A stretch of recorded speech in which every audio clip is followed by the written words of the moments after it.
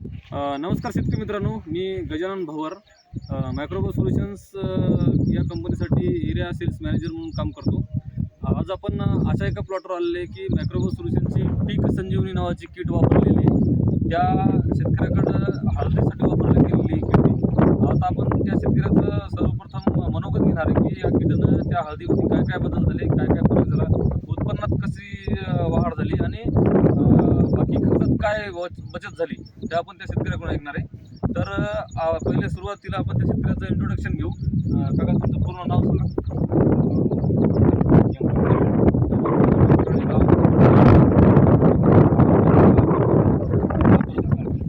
ठीक आहे. तर तुम्ही जे मॅक्रोबोल सोल्युशनची 5 लिटर किट वापरली त्याच्या अगोदर हळदीमध्ये काय काय अडचणी झाल्या, तुम्हाला प्रॉब्लेम काय आले आणि नंतर वापरल्यानंतर त्या हळदीमध्ये काय काय बदल झाले ते आमच्या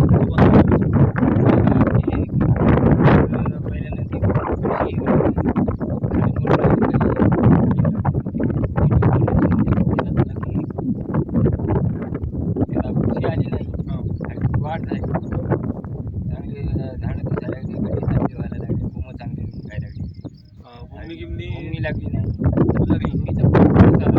प्रॉब्लेम झालेला आहे. किट वापरल्यानंतर खर्चामध्ये काय वाटतं? त्यात 2-3 फरक पडते खर्चात. आज रासायनिक म्हणजे थोडं मोजकं रासायनिकचं प्रमाण तुम्ही खताची तुम्ही कमी वापरली आहे. कमी वापरली आणि ते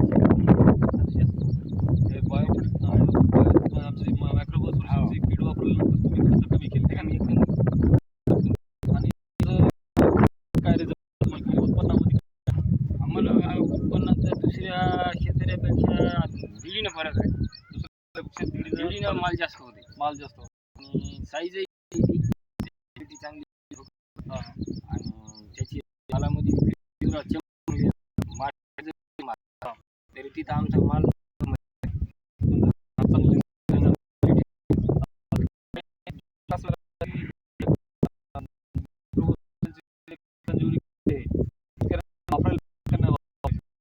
औषध लाभ झाला. कमी कमी खर्चात खर्चात उत्पन्न जास्त येते. कमी खर्च